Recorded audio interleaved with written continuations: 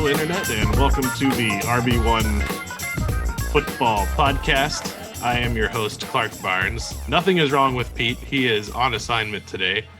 But I am joined by Jordan and Nick. How you doing, fellas? Doing good, Clark. Doing well, Clark. How are you? Excellent. Doing great. We actually lots of news to get to for a before the draft April show. And so we'll just dive right into it. The big news today just happened this afternoon. The New York Jets finally trade Sam Darnold. I think we were all waiting for that to happen. Darnold goes to the Carolina Panthers for a 2021 sixth round pick, a second and a fourth in 2022. And so I think this is pretty interesting for the quarterback situation in Carolina. And I think good for Sam Darnold to be able to move on from New York. I'll throw it to you, Jordan. Does this news move anything for you? I just absolutely love it for Sam Darnold because we get to see if the Adam Curse Ewing theory is true and that Sam Darnold just finally gets away from a bad situation in New York and finally gets to play if he wins a starting job over Teddy Bridgewater. But I think just with Joe Brady and company down there in Carolina running the offense, I think they have a pretty good chance of salvaging what is left of Sam Darnold's career. And I think it really takes them, it kind of gives us a pretty definitive answer about what might happen to Deshaun Watson, which we touched on last week, and what the early part of the draft is going to look like. 'Cause I don't think Carolina thinks that their draft pick in the first round, even though, what are they at, 9 or 12 or? Carolina's 8 this year. 8. Yeah. Well, even still at 8, I don't think they can get a guy that they like. So. Right. So I think we'll finally get to find out what Sam Darnold is, right? There's no Adam Gase holding him back. Now they're in the offense. I mean, the Joe Brady offense, it's going to be a quarterback friendly scheme. I think that's really exciting. They're loaded. Maybe the bigger question here, and they got way more than I thought they would in a trade. I did not expect them to get like that second round pick in 2022. What happens with Teddy, and are there any landing spots that we would be excited about? I saw Nick Underhill tweeting, what happens with Teddy now? Does Sean Payton value him more than Jameis Winston and Taysom Hill? Could this be a spot could he go battle Drew Lock? Do you guys have any thoughts on that? I think that's an interesting take on it. I thought that the value was right. A second next year, basically, and a couple of little throw-ins made sense to me. My opinion on Sam Darnold is that the highs that I've seen from Sam Darnold seem much higher than the highs that I've seen from Teddy Bridgewater. I think what we saw from Bridgewater in New Orleans and then what we saw from Bridgewater with really creative play calling from Joe Brady showed that Teddy Bridgewater is a very good backup who you want to have on your team, but isn't much more than that, which, interesting point you bring up, still puts him as better than a couple of starters that we have that we're expecting to go into the year starting. Drew Lock is a really good one, a guy who is probably a boom bust backup quarterback. So I have given that zero thought. That's interesting to think. If I'm Carolina, I would keep Teddy just because you need 2 quarterbacks, but I don't know. Jordan? I looked at the cap situation for Carolina because I thought Teddy Bridgewater had like a pretty team-friendly deal, but I think if they cut him like right now, it's $20 million. And then after June 1st, I think it's like 15. So it's not great to cut him this year. And I didn't look at what the trade, if they would have to take on any trade money if they did that. New Orleans, I feel like, is the only team I can see Teddy Bridgewater going and being better than he was last year. I think like the acquisition of Sam Darnold makes it seem like Carolina thinks they got pretty much all they could out of Teddy Bridgewater. And like, that's just a manageable, serviceable quarterback who's not going to really carry your team in the way that they want. To just throw a jab in there, I just want to say that I think this is hilarious for the Chicago Bears, who stay taking L's on the quarterback market and could have gotten Darnold for this kind of deal as well. But alas. Yeah, good call. We need to laugh at the Bears. The only other landing spot I think might be intriguing. I'm highly skeptical, but Pittsburgh could be interesting. Maybe if not this year, next year. Yeah, they're gonna have to do something. And Ben Roethlisberger looked very bad at the end of the year. I'm going through my top 150 ranks, which is like the biggest chore of the year, is getting that started, making sure you have everybody's name spelled properly. And there's just not really any Steelers too high on the list because of Ben Roethlisberger. So I don't know. In other news, the NFL expanded to 17 games, for money, which is interesting. So this is going to actually cause some questions to be answered in our fantasy leagues. How are we going to handle playoffs? It looks like there's going to be one fewer preseason games, which, on board for that. And selfishly on board for one more week of DFS and one more week of football. Nick, what do you think about the 17 game season? I think my strongest take on it is that the fact that they didn't do it with a guaranteed extra bye week is a travesty.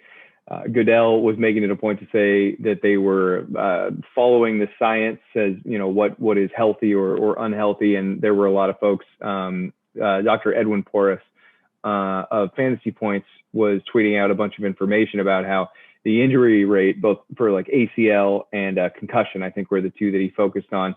It's outrageously higher during like in season during games than it is like at any other time, whether it's preseason, training camp or practice. So I similar to your take, Clark, I'll be happy that we have more football, but they really need to bring in another bye week here, maybe even two, if we're being honest about player safety. I don't think it does a whole lot for how I don't think we'll change the standard of fantasy leagues. I mean, maybe we talk about adding like bigger leagues and another playoff week, but we'll probably just kick it back 1 week. And this time we'll be playing in week 17 for the championship instead of week 16. Yeah. If you're managing a fantasy league, you're probably wondering what you should do in terms of when to cut off like the trade deadline or when to actually have your championship, because like Nick said, it's kind of surprising they didn't add a second bye week.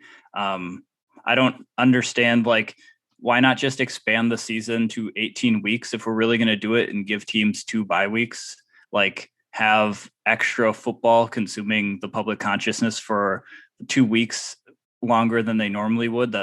Or a week longer than it normally would. That's probably great for the bottom line anyway. And it makes me wonder if teams, like if you have a very good football team like the Chiefs or the Tampa Bay Buccaneers, who might race out to a really good start, if they're going to end up giving themselves like self-imposed load management like the NBA and just sit guys. Like we were just talking about Teddy Bridgewater and Sam Darnold. Maybe they keep both of them because they want to sit one for an extra game instead of just, packing on the mileage, really. Yeah, it'll be interesting to see how it turns out. It'll certainly shift some records. It seemed like the 1,000-yard season still stuck around even when we moved from 12 to 16 games. Eventually, 1,000 yards really just a mark of staying healthy now. So it'll be interesting to see what happens with those numbers. That's all the interesting news. Kalen Ballage to the Steelers. Any comments, anybody? Kalen Ballage? I finished my top 150 today, and I had him. I think he was the only Steelers back that I ranked. I mean, it's him versus Benny Snell, who's at this point, I think, proven to be like an unreliable 2-down plotter. I didn't see a whole lot from Anthony McFarland Jr. last year. Yeah, I think Kalen Ballage is a capable dual threat. And he's kind of he is the lead back. Is he not? If they don't re-sign James Conner, I think so. And Kalen Ballage, like, he showed some good stuff in spurts for the Chargers. And I mean, he's not very well known to this point because for whatever reason, he followed Adam Gase from Miami to New York and just was like, yeah, this is good for me. This is good for my value. I'm going to do this. So he has a chance to like kind of turn that around in Pittsburgh. And yeah, like you said, Benny Snell and Anthony McFarland are pretty uninspired at this point. Yeah, I'm expecting the Steelers to actually draft a running back for no reason other than I want that to happen. I think, Nick, it's interesting. Usually I'm the guy with the affinity for the kind of plotting, let's pick up 2 yards when we need a yard back. And that's just totally what I feel Kalen Ballage is. Your point about him likely being the best running back on the Steelers roster is absolutely accurate. And the Steelers don't ever do what I think they're going to do in the draft. But God, what a prime landing spot at like 27 or 20 for them to do something interesting and get a workhorse back to help them transition from Roethlisberger. Anyway, we'll see. There's just hope abounds with the draft coming up. Speaking of hope abound, will we be able to get anything out of the New England Patriots backfield now that we know James White has re-signed with the Patriots? I'm going to keep my answer that I've kept for the last couple of years now, and that's not really. I also feel like James White is getting a little older, and I don't think they utilize him in as valuable of a way as when Tom Brady was the quarterback. So I'm probably shying away unless, who's that Bama running back they have? I keep on wanting to say Najee, but it's not him. He's a rookie. Oh, Najee Harris is coming out. Yeah, Damian Harris. Yeah. Unless he like truly separates himself from the pack, I otherwise don't see it happening. Yep. Jalen Hurts changed his number from 2 to 1. So obviously the starter in Philadelphia. There is a lot of hype for Jalen Hurts going into this season already. I'm seeing early ranks of him being ranked number 9, number 10-ish. Nick, you said you just finished your ranks. Where do you have him? Number 8. Wow, spicy. Where are you at? So he is in the group of this is why you waited on quarterback, because there's still a lot of guys who could possibly be good. I think he's like 14 or 15 for me. Yeah, I don't think that the drafting public's going to let us take him there. I would love to take him there. But right now, the pass catching core does not seem like too promising. I think that they're a good. I think that Dallas Goedert is awesome. I think that Jalen Reagor can become something, but they haven't really retooled that yet. And I mean, if they don't, he's going to be running all day, every day.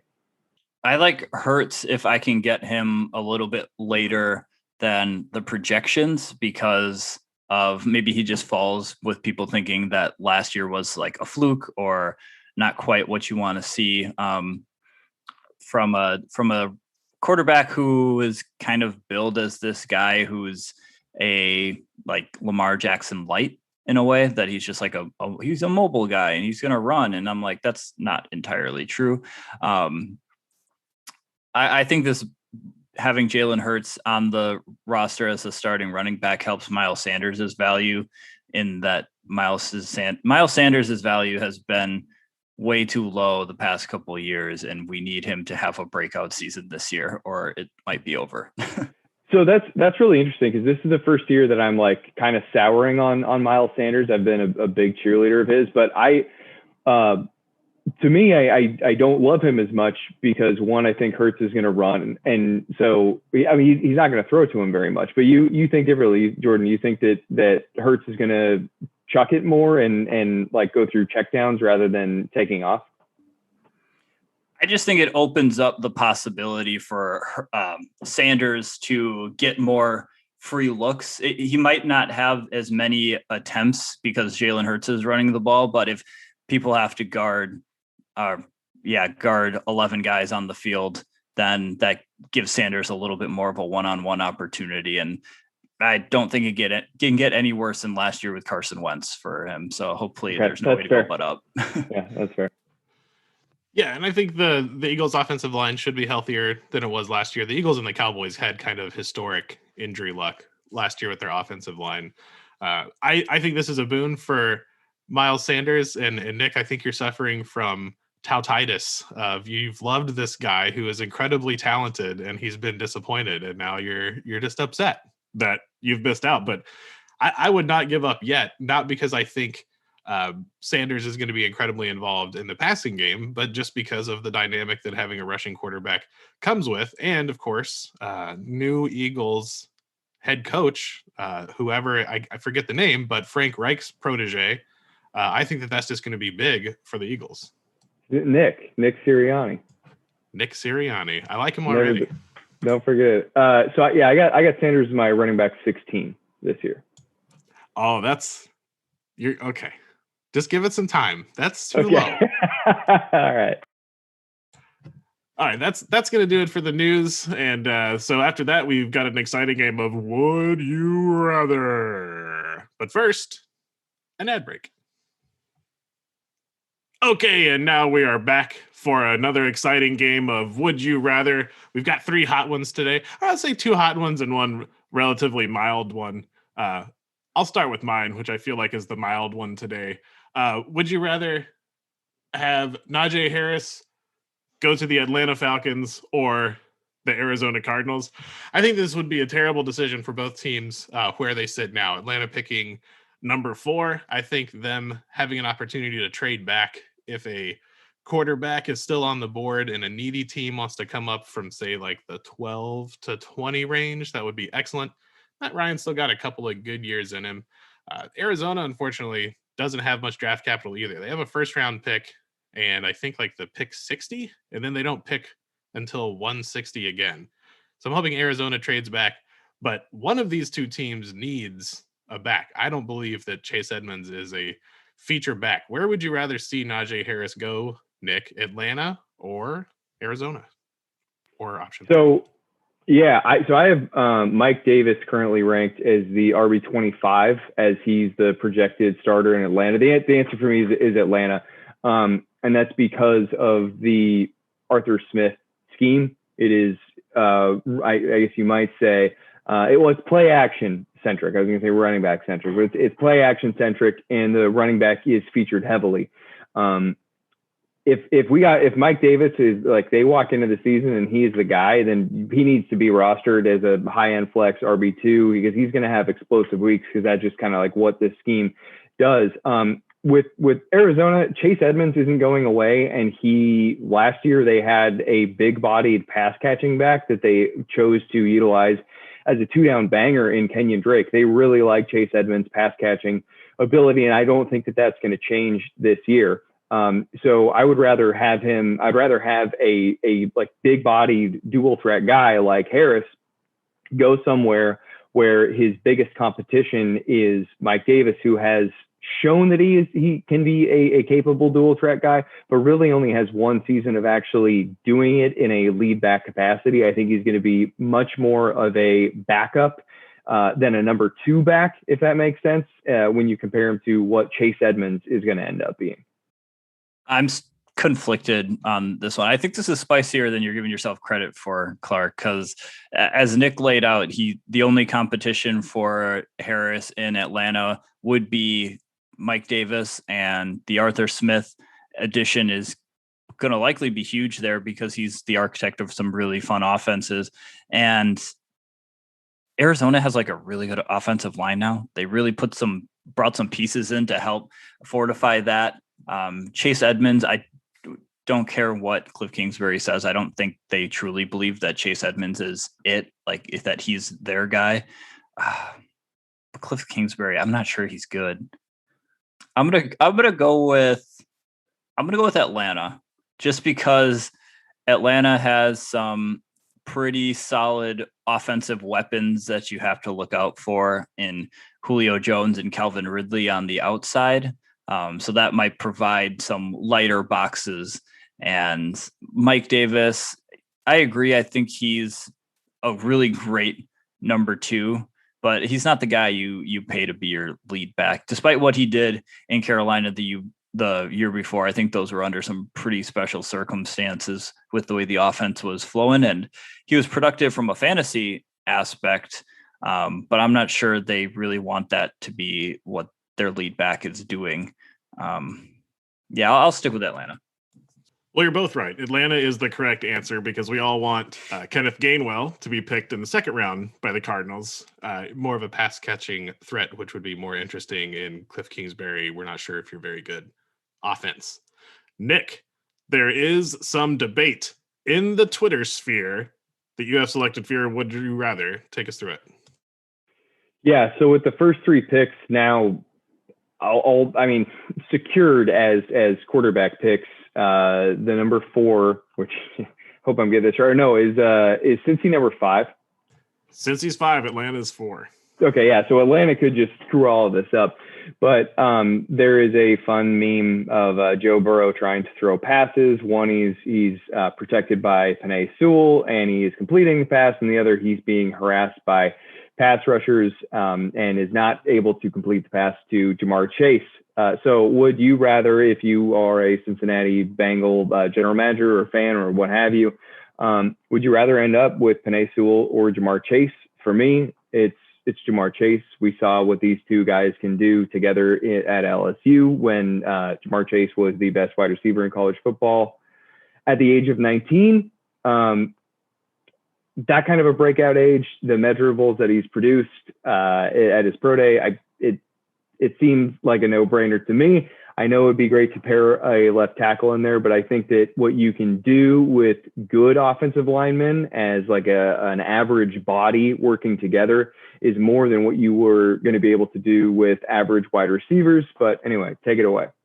Well, I vehemently disagree. I am not an offensive line guru, but Sewell is just pegged as much of a can't miss pass protecting left tackle as it gets.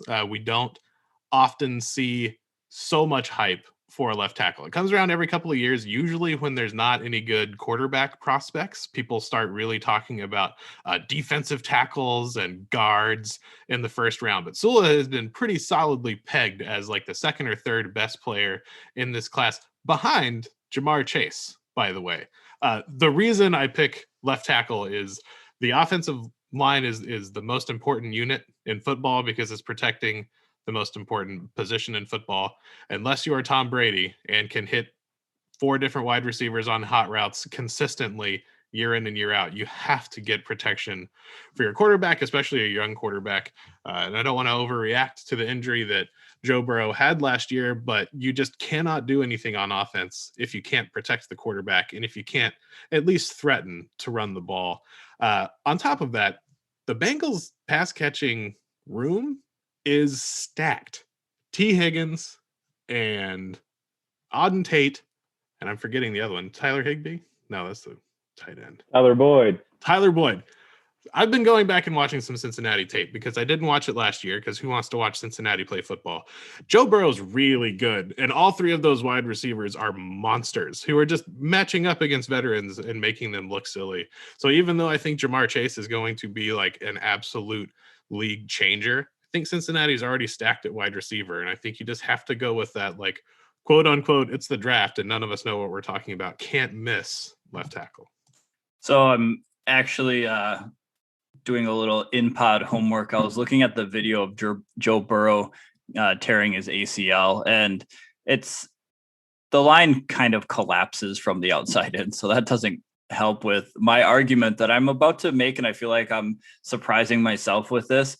But I think the Bengals should go Jamar Chase. I think Jamar Chase could be a like generational talent at wide receiver. They do have a lot of good weapons for Joe, but I think that Jamar Chase would just really like unlock this offense if Zach Taylor is trying to preserve his job over the next year or two. And at pick 38, I still think that they can get some solid offensive line picks or solid offensive line talent to add to the roster. Penei Sewell is like head and shoulders above everyone else, but I do think that the talent at 38 for pass catchers is going to be a little bit off of a cliff by then. If there's like a true run on wide receiver talent, like we saw last year when they drafted T. Higgins with the first pick of the second round. Yeah, I think I would go with Jamar Chase. And I think you got to do everything you can to coach up the pieces that you do have on the offensive line, because they have made a lot of picks in the past few years and they've added guys through free agency to kind of fortify this unit. I think last year's injury was just a little bit of a mishap, a little bit of all things coming together at the wrong time on a 3rd and 2 play when they're really trying to go for it all on that situation. So add Jamar Chase, Bengals. Don't be afraid. Jamar Chase, the rug that ties the room together, according to Jordan_Smith 27. You heard it here first on the RB1 podcast. And so for our last Would You Rather, this one, it is the off season. If you are in a dynasty league, this is maybe the most exciting season, at least for me it is, because it's all about what could be. This is what I like to write about and what I like to look into. And Jordan, you had a good one. What is your Would You Rather? Yeah, so dynasty picks right now are at like an absolute apex for value, and it's a really wild time. So my Would You Rather is, you need a tight end and a wide receiver in your rookie drafts for your dynasty leagues, but only have a top 3 pick and then a 3rd rounder. So we're kind of talking about an Arizona Cardinals situation where they have a high draft pick and then they don't pick for a while. Do you draft Kyle Pitts in the top 3 and grab a Tamorrion Terry or a Sage Surratt, one of those wide receivers who's going to be available late, but you're not really sure what they're going to develop into? You grab one of them in the 3rd or later, or draft Jamar Chase early, like the Bengals should, or a Jalen Waddle, and then go for a guy like Brevin Jordan and Hunter Long later in the draft. Guys who will take probably 2 to 3 years to develop and will be sitting on your bench for a while, but they could have some skill. So for me, it kind of just comes down to the primary asset in this situation. With Kyle Pitts, who's going to be phenomenal if he goes to the right team. I think that you have a really high upside player, but what we see more often is outstanding receivers succeed regardless of the scheme that they're in. Now, they could find much higher highs if they go to a smart team that knows how to use them well. But if they don't, they're still probably going to get like 120 targets. And if a tight end like Kyle Pitts goes to the wrong scheme where they get a head coach who's going to say, no, you're going to learn how to block, you're going to play only tight end, you're not going to line up on the perimeter, your pick can effectively just be blown up. Like, I think Evan Ingram is kind of a good example of this, where that dude, no one questions that he is one of the best pass catching tight ends in the NFL, but he doesn't really get used the way that he should be. He's forced to block, or look at Jimmy Graham in Seattle, that kind of a thing. So if this draft is happening pre-NFL draft, then I think you have to just go with Jamar Chase. If it's afterwards and it turns out Kyle Pitts ended up in a great scheme, then maybe you pivot and you go with Pitts if it's really a bigger need. But I think for me, it's a definite Jamar Chase in this situation. I like this, and I like that you picked the 103, because I'm thinking if it's not a 2 QB league, then I'm thinking, Jamar Chase and Najee Harris are going 1 and 2. So I don't think that you get to pick Jamar Chase, who, if he was available, I would pick him instead of what I'm about to say, because I do think that he's a generational talent. Just mainly because when he played on the same field as Justin Jefferson, he was clearly better. And Justin Jefferson just won, or should have won, Offensive Rookie of the Year. If he didn't, just absolutely lit it up in Minnesota. But since it's the 103, and since you mentioned this is the season where rookie picks are more valuable than they are ever going to be, because humans are really bad at thinking that we can predict the future well. And so we think that we are going to pick the guy who's going to turn into the next Travis Kelce and TJ Hawkinson or Noah Fant, and things like that just don't seem to happen very often, at least at the tight end position. Every situation's unique. Kyle Pitts looks like a freaking baller. But would you rather have Kyle Pitts or Stephon Diggs or Travis Kelce, or trade your first and your third for Devontae Adams? Because those are the ridiculous prices that the 103 is getting in leagues. You got to trade those picks. You're going to get veterans that you know are good, and you're going to have to move them in a year or two, or just go down with the ship. But I looked at what people were giving away for the 103, and it just immediately, if I can't get Jamar Chase, I'm just trading that pick. I'll take some veterans. Yeah, I feel like this might be a great draft to trade down if you're not certain. Or if you're, if the cupboard's bare like in this trade or this draft situation, and you only have a first and a third, and maybe in later rounds you have another pick, maybe you trade back a few paces and recoup some seconds or something like that. I keep on thinking back to the Vernon Davis draft, who, if you guys remember, like the pre-draft Vernon Davis hype, it was off the charts, just like Kyle Pitts. And now they're completely different athletes. Kyle Pitts is like Calvin Johnson type body, and Vernon Davis is just a absolute beast. But he ended up going high, and you thought he could overcome his circumstances in San Francisco, but that just wasn't the case from a fantasy perspective. So I think with all that said, I would hopefully get Jamar Chase. If he's gone in the first 2 picks, then I'm trading back, and I'll grab a tight end later. I think one thing, Clark, you made me think of too, is that Travis Kelce, gosh, why am I blanking on the tight end from San Francisco? What the hell? George Kittle. Wow. It's Monday. Those guys weren't going off the board in fantasy drafts like in the first round. They just weren't. Like, you can still find good guys in the later drafts. And even if Kyle Pitts goes to a good situation, by all accounts, it takes at least 2 to 3 years to really get good fantasy production out of a tight end. So I'm going to go with the long duration of a good career from a stud wide receiver. Yeah, I like it. So you heard it here. No Kyle Pitts too early in your rookie drafts. So that's going to do it for another exciting episode of the RB1 podcast. Thanks everybody for listening. Don't forget to follow us on Twitter. We've got Jordan_Smith27 and Nick at Ginger__Nick. Of course, I am at NFL Clark and haven't tweeted for at least a year and a half, but still, you can give me a follow. Thanks everybody for listening, and until next week, have a good one.